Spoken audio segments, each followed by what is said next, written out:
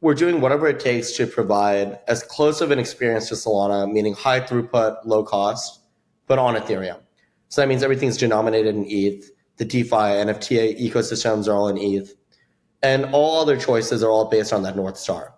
So whether we're using Celestia for DA or something else, it's because we want to increase throughput or minimize cost. And we want to do it in a verifiable way.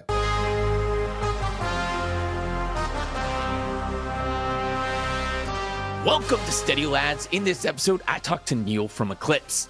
Eclipse is an Ethereum L2 that uses the Solana Virtual Machine and the Cosmos-based chain Celestia for data availability.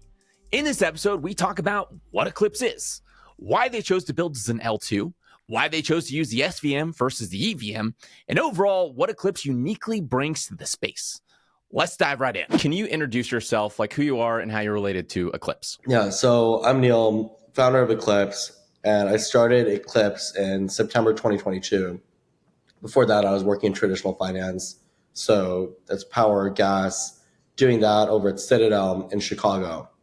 And my roots are in the Bay Area, so I moved back here after I left Citadel to start my own thing in crypto.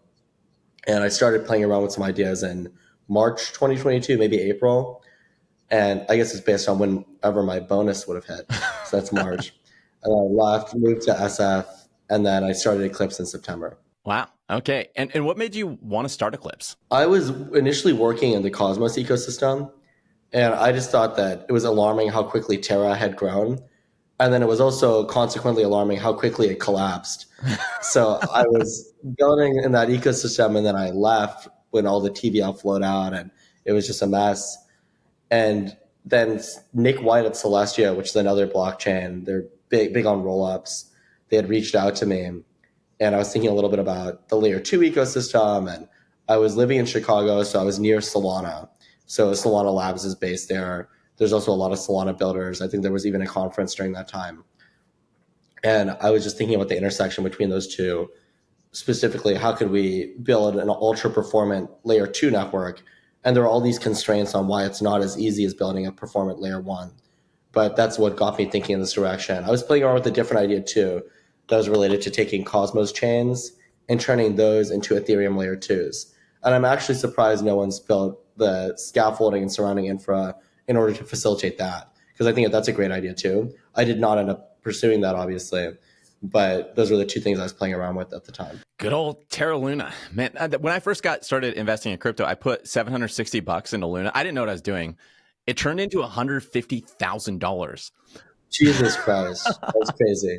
But man, I had it staked. So when it collapsed, I had, that like 21-day unbonding period. Yeah, I had that. Yeah. Yeah, I had some of the guys, we were at a Terra hacker house, and the folks that were working at Terra, a lot of them initially got interested is because they did the same thing as you, maybe even at a larger scale. One guy had $30 million of Luna, and he had his backpack was on his hardware wallet. We went out to the local club, so Tau, and we were out there super late, and it was just a ridiculous setup because you have these crypto guys wearing shorts and their fat spilling out of their shirt, and they're paying every bouncer like $200 each, and we're just cutting straight to the front. We got the nicest table. It's crazy. And then he got so drunk he left his backpack there with all $30 million of Luna in that hardware wallet. And he was freaking out because you'd figure they'd get stolen or something, but I don't think people realized exactly how much that backpack was worth at that time. Those were the days. When we were all wealthy and just living life. Yeah, those really were. Can you briefly explain what is Eclipse? So Eclipse is a layer 2. And layer 1 blockchains like Ethereum, Solana, they execute transactions. They share the result of executing those transactions with all the participants in the network, and everyone votes. And in order for that security mechanism to work, however you assign weight to votes, meaning whatever your Sybil resistance mechanism is, typically requires some amount of money. You're either all running some hardware and you're solving a problem. That's how Bitcoin does it. And it's essentially reducing your vote to how many CPUs or cores you have. Another way of doing votes is you literally put dollars down. That's proof of stake. But at some way, shape, or form, it's very expensive to run these layer 1 blockchains. Whereas a layer 2 blockchain attempts to re-leverage or borrow that security from an existing layer 1. So that's what we're doing with Eclipse. It's a layer 2 blockchain, but the difference is that we're building the most performant layer 2 blockchain. So we took this blockchain, a layer 1 called Solana, which is built for high throughput, low latency. We forked it. We've added in additional verifiability properties. And now we're using that in order to borrow the security of ETH and also tap into that asset base, which at this point is the most active programmable money asset base that exists in the world. So that's the reasoning behind what we're doing. Okay. So it's an L2. So it's built on Ethereum, and the L2 part is important because for profitability, essentially, like a normal if you're launching your own blockchain as an L1, you got to worry about like validators and like being able to incentivize them to like come and like secure the blockchain. But as an L2, it's a lot cheaper. That cost structure is a lot cheaper since you're essentially borrowing the security from Ethereum's L1. On top of that, you're also using the Solana Virtual Machine, the SVM, instead of the Ethereum Virtual Machine, the EVM. And so that would be what differentiates you versus something like Arbitrum or Optimism. But even on top of that, you guys are using Celestia for your DA, meaning you get a lot cheaper costs because instead of having to use Ethereum's DA, you're using Celestia, which is just a lot cheaper. Is that a good way to kind of summarize it? Yeah, I think the right way to think about it is we're doing whatever it takes to provide as close of an experience to Solana, meaning high throughput, low cost, but on Ethereum. So that means everything's denominated in ETH. The DeFi, NFT ecosystems are all in ETH. And all other choices are all based on that North Star. So whether we're using Celestia for DA or something else, it's because we want to increase throughput or minimize cost. And we want to do it in a verifiable way. We're using risk zero for proving. It's because there might just not be another good way of achieving the kind of proof-based bridge that we want on Ethereum without using risk zero. So that's the right way to or make sense of all of our decisions. And that also explains why we're an optimistic rollup rather than a ZK rollup. Because if we were ZK, we'd have to prove every single transaction. And that would prove to be prohibitively expensive. It would likely drive costs to at least single-digit cents, if not tens of cents per transaction. Whereas the types of apps that we can support right now, given it's so high throughput and parallelized, we can support a full order book on chain. And Solana's always supported that from day one via Serum and now what's called OpenBook. But yeah, things like order books, RFQs, perps, these are uniquely possible in Eclipse because in order for a market maker to submit cancel orders, for example, for an order book, they need those costs to be 1/100th of a penny, even better if it's lower. So that's the target cost that we're shooting for. Yeah, that's always what people in Solana talk about is like the unique use cases that Solana enables that maybe you can't get anywhere else because of, with Solana specifically, really fast speeds, really cheap costs. And that has a big part of that is the Solana Virtual Machine, which you've mentioned that a couple times. Can you maybe really simply break down, like, what is the difference between something like the Solana Virtual Machine and the Ethereum Virtual Machine? I think the right way to frame it is that first, just to break down what is the virtual machine when we're referring to it, because it could refer to the bytecode or the actual machine architecture. And usually things like whether something is parallelized or single-threaded don't necessarily rely on the fact of using one virtual machine over another. But there's all these surrounding details like wire formats, meaning what parts of state you're accessing can all be specified in a Solana transaction. So the reason why I say all that at the beginning is because the distinction SVM versus EVM is a little bit more non-technical than some people would prefer. So I just want to caveat everything I'm saying by that. But the high-level explanation is that the Ethereum virtual machine is typically single-threaded, meaning each transaction is run one at a time. And that means that if there's a massive NFT mint, if there's a big meme coin that launches, then all of those transactions will pretty much fill the blocks on the EVM. And that's because those people who are trying to claim that NFT are going to bid the most. And therefore, if you want your transaction to also be on the chain, you need to be competitive with those bids. And therefore, like the cost rises for everyone. And that's typically what people refer to when they think about congestion on an EVM chain. Whereas the Solana virtual machine has multiple cores, and you're able to run multiple transactions in parallel. So even if there's a big NFT mint, that might totally occupy one core. It's true that all those NFT mint transactions have to be executed sequentially. There's no better way to resolve it. But everyone else is free to go through these other lanes on the highway. And because there's no binding constraint they don't have to bid and compete with the NFT transactions. Instead, they're able to bid lesser amounts and still be included. So that's the fundamental difference, and that's referred to as local fee markets. There's different ways to implement it, and there are improvements coming.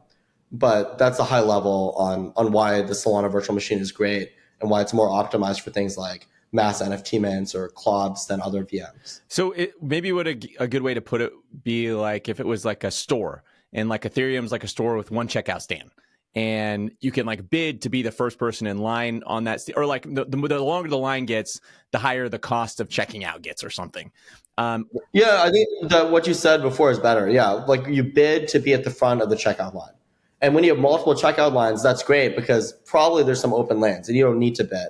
Whereas if there's only one, then you pretty much always will have to bid in order to get in. With you guys being SVM based, does that mean that Solana based apps are going to be maybe the main apps that are going to kind of transfer over? You know, like think about anytime there's a new like L2 or a new EVM chain, right? It's always like Uniswap ports over, or like somebody forks Uniswap and ports that over.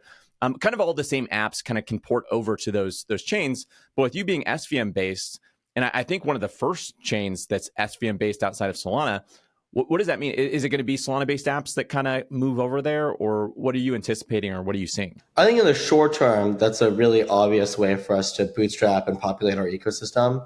In the medium to long term, I'd expect most Eclipse dApps to be Eclipse native or Eclipse first, just because if you take a step back and think from a first principles perspective in terms of where should an app developer deploy, we've essentially broken up the blockchain and taken the best of all pieces. When it comes to execution, Solana is best in class, but the Achilles heel to me has always been that they haven't been able to tap into that Ethereum dry powder. And there's billions and billions of dollars of dry powder, as we've seen with Blast, Manta, some of these other projects that have actually bootstrapped that level of TVL.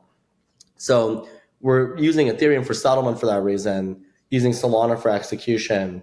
And then on the scalability, verifiability, low cost side, that's why we're using Celestia. So I figured that for a developer in the medium term, if they're picking where to build, then they should take Eclipse as a serious option.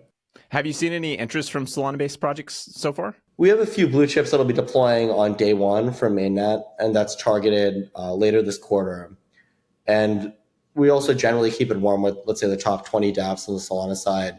I'd say that projects that have not launched a token, if they're based on Solana, are probably having a lot of speculative activity right now on Solana.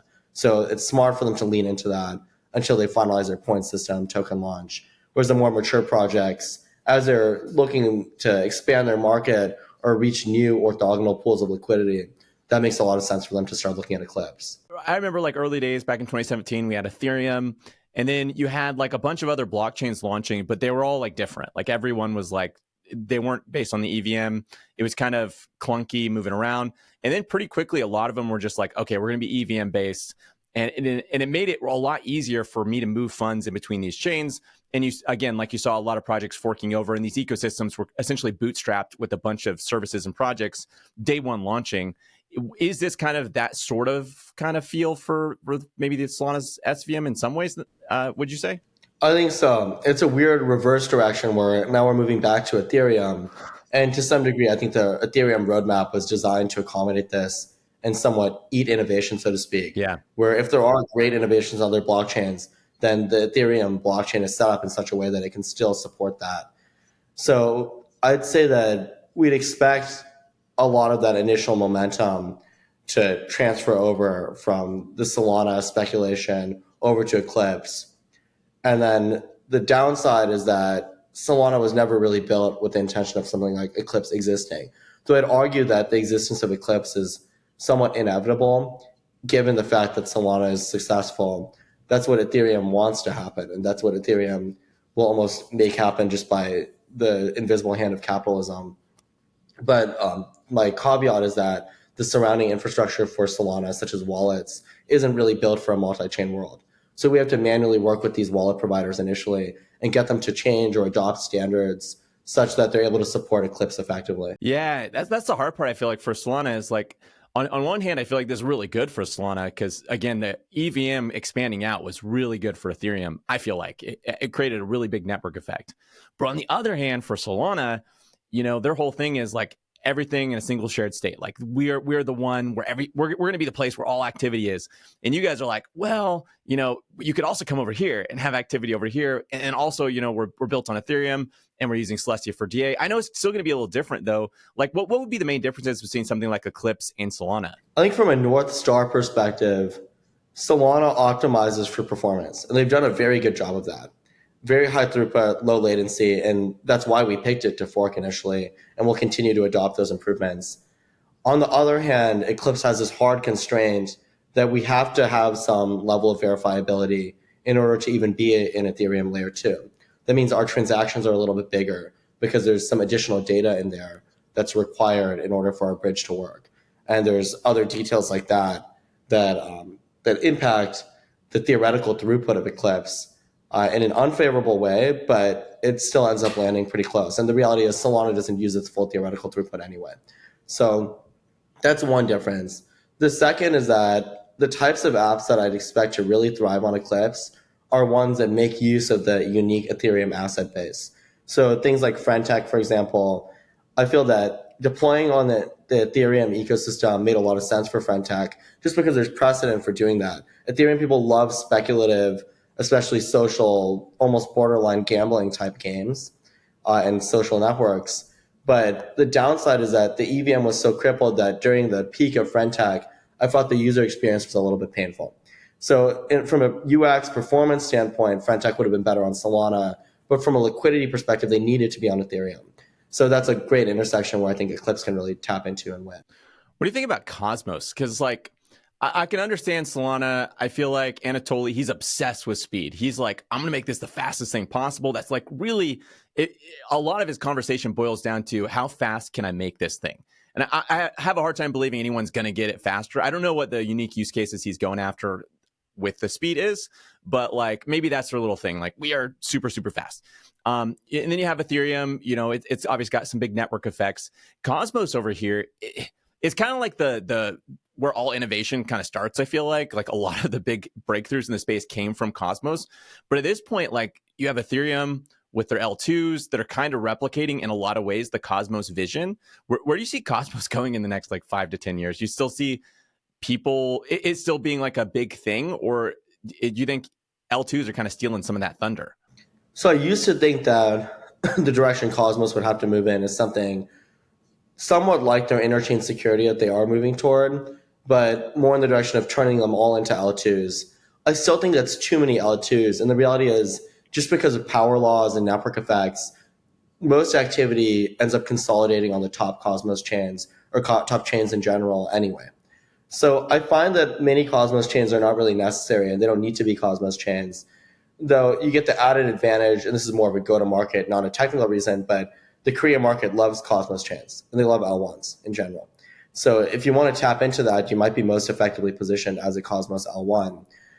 At the same time, I think that they're in this awkward position where they're trying to turn everything into money, meaning that every token or every chain has its own token, its own native token, and it's really hard to achieve moneyness to begin with, whether you're a digital asset or not. And as far as digital assets go, we pretty much only see Bitcoin and ETH being the types of money that people literally just store their money in or they store their value in, and they just use it for their day-to-day transactions in different ecosystems. So I think it's tough to bootstrap and to break that mold of getting people to be willing to manage so many different types of currency. Though what Cosmos got right is this is disputable because the indexers are confusing and things like that.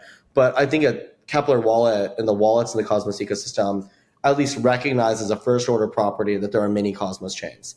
And that means that I can see all my tokens very easily, as opposed to Ethereum layer 2 ecosystem with MetaMask. It's incredibly confusing. And if we saw more than, let's say, 5 to 10 actively used L2s, I just don't think that the surrounding infrastructure is there to support that at this point. What is the cost structure of an L2 versus an L1? And is that is that why you chose it? Or you also mentioned earlier that it's kind of this idea of tapping into the ETH ecosystem was was why you chose it. Is it one or the other? Or can you explain that? There's probably 3 high-level reasons. The first is economics, which you mentioned. The second is tapping into ETH liquidity and those network effects. And the third is around verifiability, where the first two I think are easier to understand, meaning that it's just much less hardware required to run a layer 2. And therefore, you don't even need a native token. You don't need to inflate it. If you look at some tokens like Sol or other tokens, they are fairly inflationary, and that's in order to compensate validators fairly, given that they're burning a lot of money month after month, year after year, and the transaction fees don't always make up for that. So that's one part of it. And tapping into ETH liquidity is fairly straightforward if everything's denominated in ETH. And you could theoretically even do that as some kind of proof of authority on one if you wanted to. And the important part is the verifiability property, which is that there's this trade-off between the overall performance of your chain versus how much hardware is required in order to operate it. And if you just think about what we were talking about with the Solana Virtual Machine earlier, in that it's utilizing multiple cores. So if you really want to max out the throughput of this thing, you should add even more cores. And for slightly technical reasons that doesn't work right now, that wouldn't really help. But if those issues were fixed, then adding more cores would indeed make the chain move faster. And you could add more RAM, and it scales with the amount of hardware you throw at it. But the downside is now if I'm an ordinary user, I can't really participate in the network anymore. So the solution is by making the blockchain proof-based. So you let the builder and producer nodes be very big. And the fix is that now you also have some proof-based mechanism. Either you're producing a ZK proof to correspond to the execution of those transactions, and you can prove very cheaply whether a transaction was executed correctly, or you have some other optimistic fraud proof mechanism, which is another way of achieving the same verifiability properties.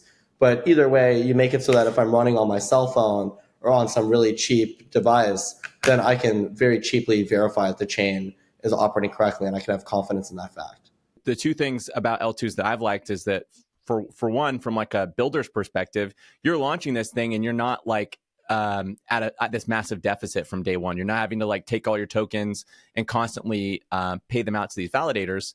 It's like something like a 90% reduction, right? Like technically, if people are using Eclipse a decent amount, the chain should be profitable day one as an L2. Well, not quite on day one, just because there is some hardware, right? But pretty much, if assuming a non-trivial volume of transactions, it's a lot easier to be profitable compared to layer ones that have existed for years and they're still not profitable. So yeah, at a high level, I pretty much agree with what you said. Yeah, because you have chains like Avalanche, Solana, etc. These things are not profitable today. Like they operate at a deficit. They operate at a loss. But L2s, like you said, maybe not day one, but like pretty quickly they hit profitability. And then the second thing is security and safety, in that like if Eclipse, now it's a little different with Eclipse because you have Celestia, but if Eclipse were to like go offline, users could still get their funds back down to Ethereum.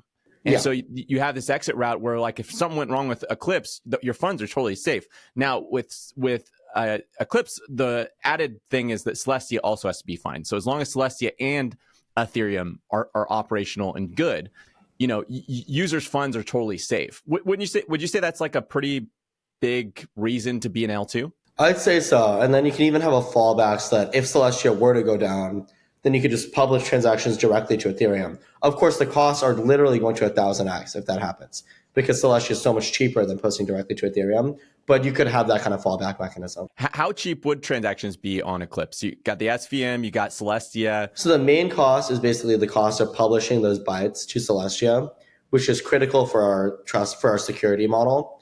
And the target cost there is about one hundredth of a penny.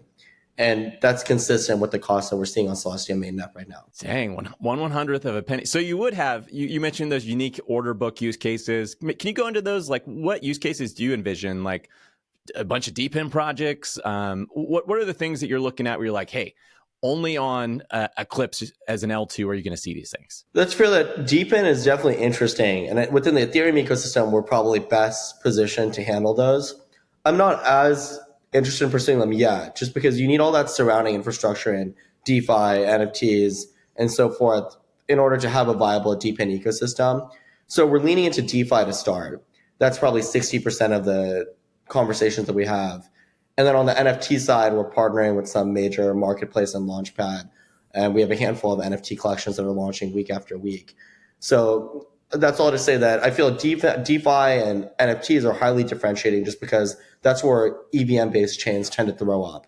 So DeFi meaning they can't really support order books at this point or RFQs, which is what I think they've essentially converged on but moved most of it off chain. And then for NFT mints, these big mints like Other Deeds, for example, have been other NFT mints that have essentially stopped chains, or they've had to pause the mint just because they get so out of control and the chain gets pounded with transactions that it is not built to really handle. And to some degree, Solana went through those same growing pains, and that's literally taken down the chain several times historically, and they were able to survive it. And they survived it mostly because they recognized that this is one of the biggest use cases for their kind of infrastructure. So they built in the local fee markets. They have this whole set of improvements called QoS, or quality of service improvements, that they implemented about a year ago. And the chain has not gone down since. When do you plan on, or when are you eyeing launching Eclipse? We're going to launch in Q1. So we will have a mainnet. And Of this year? Of this year, yeah. Whoa. Okay. Yeah. That's awesome. So you got to be pumped. Q1, that's like soon. Yeah. And that's going to be mainnet, you said? That's our mainnet, yeah. And do you guys have any, I don't even know if you can talk about this, but do you have any plans to launch a token? So at this point, we don't have plans to launch a token just because it's not needed for the layer 2. Everything's paid in ETH. And I think we want to keep it that way unless there's some reason that forces us to launch a token. And what's nice about it is it's just less to worry about. It reminds me of with Mad Lads, that's a NFT collection that was launched by the Solana wallet called Backpack. Now they're doing an exchange and more than that.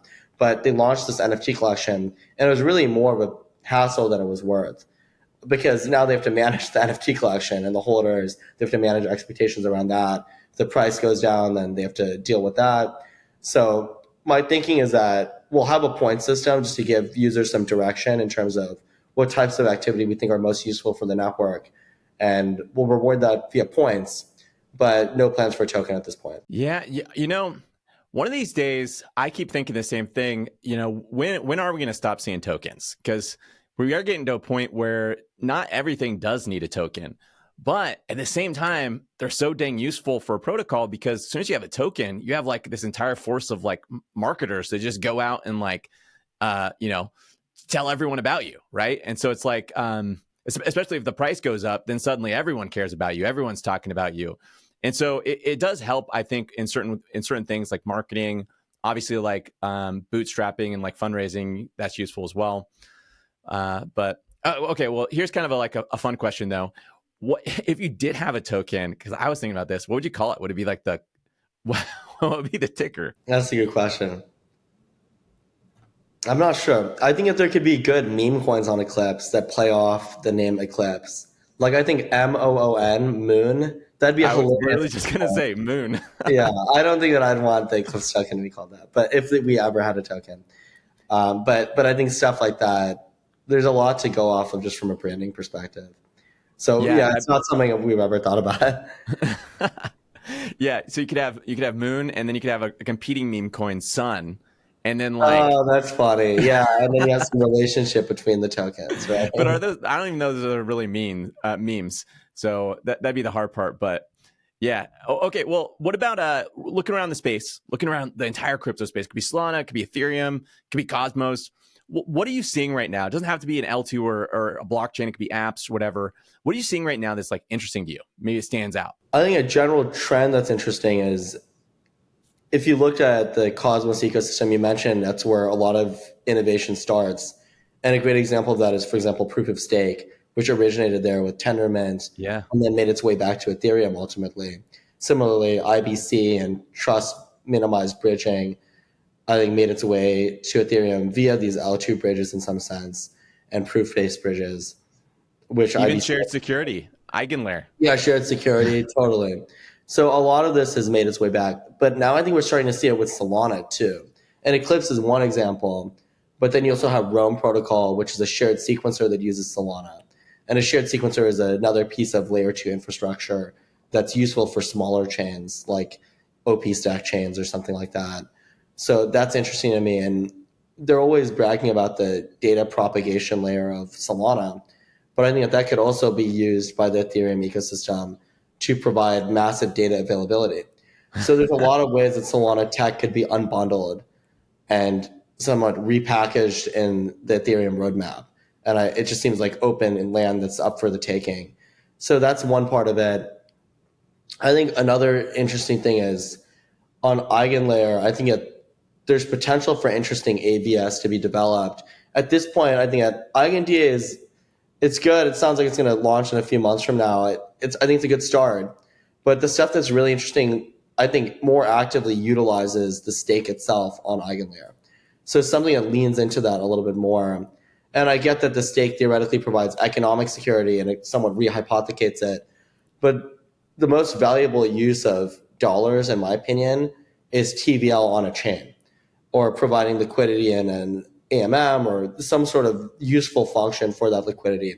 So I expect to see more innovative AVS that lean into that rather than just re-leveraging security in a more traditional sense. There's a lot of cool things happening. It sounds like a lot of things, you're thinking a lot of modular things, because I mean, you're like the most modular chain right now. Well, and that's not true. There's a lot of chains that are going modular right now. There's a lot of like weird flavored L2s that are coming out, move based. I think I have seen some IBC based L2s or heard of some IBC based L2s that are coming out too. It's like we're finally kind of breaking down the walls and just building with what are the best tools to build this thing. And, you know, let's build that. And so it is cool to see all these things. And I think the big next hurdle is interoperability. We need to see the ability to we need to see the idea of chains kind of disappear, right? Like you just kind of build your apps where they fit the best, and you can move between those apps pretty seamless. And so I've seen some cool stuff with like cross-chain intents, and Polygon's doing some cool stuff with their interop layer. There's just so much going on in the crypto space. It's actually hard to keep track of these days, but it's really, really exciting. How long have you been involved in this space? So I bought Bitcoin probably first to get a fake ID or something like that. That was several years ago. I don't think I really got actively, deeply involved in it until I was working at Citadel. And then the context of having worked in traditional finance, and then also my friends sending me all these crypto white papers, that got me more seriously into it. Because honestly, before that, I just thought it was somewhat of a scam. Because it seemed, there's a lot of like anonymity, there's a lot of rug pulls and things like that. So that put a bad taste in my mouth. And then after reading a couple papers, and I was like, oh, there's actually something more interesting about this. And there's more of like it's like a harder version of system design, harder than game theory. And I like how Tim Roughgarden describes mechanism design as inverse game theory, where game theory is here's the rules of the game. Now, what's the outcome? Assuming rational participation. Whereas mechanism design is saying, this is what I want the outcome to be. Now, how do I construct rules of the game so that this actually happens? And I think that's just endlessly fascinating. It's a much more nascent field than just game theory alone. Yeah, there are a lot of scams in the crypto space, but I always think about it like, for one, that's like when the internet came around, the amount of scams in the world, I'm sure like 1,000x, right? The internet enables so much surface area for scams. And that's just technology in general. As technology scales, AI is going to bring so many scams to the table, but crypto uniquely, because it's financialization, definitely enables scams. But it's also because of the ability, the fact that it's a free market. And when you have a free market like that, that's kind of unbounded, it kind of just does everything, right? You're going to have scams, you're going to have legitimate projects, you're going to have a bunch of experiments, you're going to have a bunch of L2s trying a ton of different things, a bunch of people trying a ton of different currencies, DeFi experiments, stablecoin experiments, Terra Luna, UST, and the best survives, keeps building, gets stronger and stronger until you have this ecosystem of things through iteration and trial and error that's so powerful. And it's such a like move forward that you couldn't have built it in a safety enabled closed garden, right?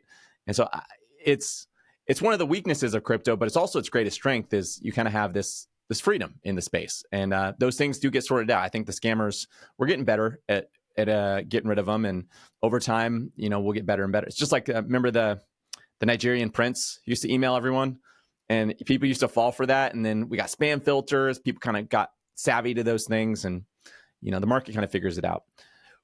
With you being in the crypto space, you used to be in TradFi. It's just kind of another fun question. What do you see at this current state of the market, and when do you see the next, like, do you think another crypto bull run's coming? Do you think we're going to see one of those again in 2024, 2025? Or what are your thoughts? Do you have any thoughts? So I typically don't think about price just as a general rule, but certainly feels like there's highly bullish sentiment just with the ETF and everything. But yeah, I don't know what happens with price and what. Well, is there anything that I missed with Eclipse? Is there anything that like you're really excited about that we didn't touch on? I think the mainnet deployment's a big thing. So folks can follow us on Twitter, and we'll be posting mainnet updates there. You can keep your eyes peeled in terms of how you can participate and how you can engage with our chain. All right. As always, none of this was investment advice. None of this is us telling you to. I don't even think we really talked about any specific tokens, but if we did, none of this was us telling you to go invest in crypto or those specific tokens. Crypto is obviously incredibly risky. You can always lose money investing in crypto. But yeah, that's kind of the price you pay being involved in the space.